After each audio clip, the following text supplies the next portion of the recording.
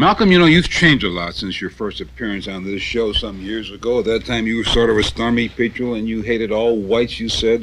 I've gotten older. Something to that effect. Now you have a different attitude completely. And you told me once that your religious experience in Cairo has changed your attitude and your outlook. Well, as a Muslim, since I left Elijah Muhammad's Black Muslim movement, I should say since they put me out, because that's what they did, I've had a chance to do some traveling, and travel does broaden your scope. And as a Muslim whose religion is Islam, as it is practiced and taught in the Muslim world, I realize that it is impossible to call oneself a Muslim, to call one's religion Islam, and at the same time judge a man by the color of his skin. When I went to Mecca, I was faced with this decision. I was faced with the decision of believing what Elijah Muhammad had taught me and using the criteria of judgment, the color of the skin, or I had to accept Islam as it was taught in the Muslim world, which doesn't use color as the color of the skin as the criteria. Rather, in the Muslim world, in the religion of Islam, you judge a man by his behavior, by his conscious behavior, by his intentions, by his deeds. This is the yardstick by which a person is judged. This poses two very interesting things. In other words, you no longer believe, as Elijah Muhammad has been quoted as saying, that all white men are devils. You have changed that thinking. If what Elijah Muhammad says, that all white men are devils, then you have the king of Arabia, King Faisal, who is white. He is the keeper of the holy city of Mecca. And many other Arabs there on the Arabian, not only in Arabia, but in Egypt, in Algeria, and other places. They are, from all appearances, white. Now this poses a second problem I'd like to get your opinion on. Of course, you may be biased because you no longer are a member of the so-called black Muslims. But is the black Muslim a religion or not? Because this is coming up in a case in Chicago where a prisoner in Statesville converted from Roman Catholicism to the black Muslims, and he demanded to be able to be allowed to practice his religion in the jail. The warden denied this because he said the black Muslim was not a bona fide religion. Well, how do you feel about that? I want to answer that with this explanation first. Number one, no one can use me against Elijah Muhammad or against the black Muslim movement. On the other hand, anything that Elijah Muhammad says or does, or the black Muslim movement says or does, which I feel is against the best interests of the black community, then I'll attack it myself. But I won't attack it because someone sicks me on it. I don't let anybody use me to fight their battles. No one can say that what he teaches is not a religion, but it is not the religion of Islam. The religion of Islam is based upon brotherhood. It is based upon belief in Allah, the creator of the universe, infinite, omnipresent, omniscient, what's the other word? Omnipotent. And whereas Elijah Muhammad teaches that God is a man who came to America in the flesh and taught him what he knows. Islam teaches that belief in all of the prophets, especially Muhammad ibn Abdullah, who was born and died in Arabia 1400 years ago.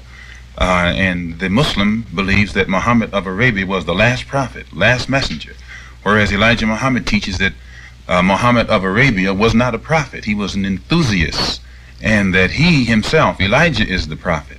So that what he's teaching, as his son Akbar said in a press conference in Cairo a couple of weeks ago, what Elijah Muhammad is teaching is diametrically opposed to the principles of Islam. And the Muslim world itself, at the religious officials at Mecca and the religious officials at Al-Azhar, which is the top authority on Islamic theology, totally reject what Elijah Muhammad teaches as being any phase even of Islam.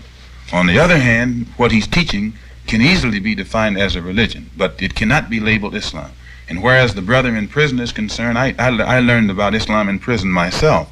And I think that if the penal authorities were farsighted enough to permit the religion of Islam, real Islam, true Islam, to be taught in prison by qualified Islamic religious leaders, as they let Judaism, Catholicism, and the Protestant religion be taught there, then many of our people who are in prison wouldn't be misled like I myself was. Because there's a vacuum in this country where Islam is concerned, and the black Americans know less about the religion of Islam than anybody else, the true religion of Islam. And in that vacuum, it's easy for any phony or faker to come along with a concocted, distorted product of his own making and say that this is Islam. Are you, by inference, saying that Elijah Muhammad is a faker and a If phony? Elijah Muhammad really believed in the same God that I believed in, I believed in Elijah Muhammad stronger than he believed in himself. I believed in his God more than he did. And I was not aware of this until I found he was confronted with a crisis in his own personal moral life, and he did not stand up as a man. Anybody can make a moral mistake, but when they have to lie about it and will be willing to see that murder is committed to cover up their mistake, not only are they not divine, they're not even a man. If a man sits as a judge and a woman is brought in front of him and charged with adultery, and the judge himself is the one with whom she committed adultery, but the judge stands up and berates the woman, in order to make no one even suspect that he is the real criminal who was involved with the woman, and humiliates her, and then sentences her into isolation, completely destroys her reputation, with no kind of protection for her or of her whatsoever, and she takes it. She loves him so much and believes so strongly in his sense of justice so much, she allows herself to be projected almost as a prostitute. And that man permits this, then that's not a man. To have gotten weak for a woman is one thing. It's human and it's natural. But after getting weak and completely destroying her reputation, to do nothing whatsoever to protect her as a woman, then he's not a man.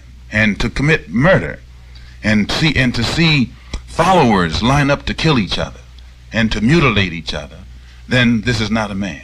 Doesn't Elijah Muhammad preach nonviolence and no use of guns and weapons and so forth? When I was in the Black Muslim movement, we never carried weapons. We were taught against that. And we were never taught that we never actually fought at any time. We were told that God was going to come, and do all these things. When the Muslim brothers were beaten in Louisiana, we weren't allowed to fight back. Nothing was done to equalize the situation. Elijah told us that God would come and do it. But to show you that there's lack of consistency, now he orders his followers to go out and attack each other, to mutilate each other. If the ability, the talent, the skill, the know-how that the Black Muslim brothers have been trained into were used against organizations like the Ku Klux Klan or the White Citizens Council or the racist elements in this country, then I could somewhat go along with the present trend of their fighting each other too. But when all of their physical energy is expended only fighting each other, then I say something is wrong. Are you trying to tell us that there's been an attack on your life because of your withdrawal or dismissal from the Muslim organization? I've had several. You have? And just thanks to Allah, so far I've been successful. But I'm like this. I believe that when you're a black man born in this particular society, you are faced with certain dangers already. You get used to it. And plus, the stand that I took when I was in the Black Muslim movement was uncompromising. I defended an indefensible position, I think, and he was that indefensible position. Anybody who defends an indefensible position as well as I did, they must have believed in it. You want to apologize to me for our first argument many years ago? No, I won't apologize for this reason. You see, I don't think that the burden is upon any black man in this society to apologize for any stand that he takes, for this reason. Most of us are attracted to things extreme, primarily because of the extreme negative condition that we live in and that has been permitted to exist already far too long. Yeah, but our first argument, Brother Malcolm, was not over that condition, which I readily admitted. Mine was over the position of the black Muslim, the very thing that you are now denouncing. And let me say this. Mind you, when I denounced it, I said this, that I'm not denouncing it because society wants me to, or some agency wants me to, and I'm not denouncing, I can explain its existence and defend its existence. The burden... That's because you're very glib and very able with words. The black Muslim movement is the result of the failure of a society. The hate that exists in the American society is what has produced the frustration that exists in black Americans. The Ku Klux Klan. That makes it's a different thing altogether. But the same thing. No, it's a different thing. It's the result of racial hatred, is it not? No. Sure. The Ku Klux Klan is a part of the society. It's a result of racial hatred. No, the Ku And Klux your Klan... black Muslim is a result of the racial hatred at the other end. Sir, the Ku Klux Klan is a part of a society which has absolutely failed in its to fulfill its promise for 22 million black Americans. And it is a part of that society that has been used to frighten the black Americans into taking positive action to eliminate the negative conditions. Now, the black Muslim movement is the result of frustration that exists among black people and who see no hope of the society itself creating a real door, so they take the door that is placed in front of it. Now, I myself, as I said, am a Muslim who believes in brotherhood and who believes not in judging a man by the color of his skin. But on the other hand, I have to face the reality of the fact that I live in a society in which brotherhood has not become a reality. And because of that, then I have to take a stand that is uncompromising on the side of my people against anything or any person that stands in the way of our being recognized and accepted as human beings in the same context with all of humanity. We have to pause here for our message, but before we do, I'd like to make a point that we knew that Malcolm probably would say some derogatory things about Elijah Muhammad, and we asked the black Muslims, or the Muslims as they prefer to be called, to have a representative here, either in person or on the hotline. They declined, but they said they may have an answer here next week. They want to answer when I'm not here to... I'm right. I would agree with you. We'll pause for a message, and we'll be back with some new guests. We'll say goodbye to this group and welcome some new guests right after this message.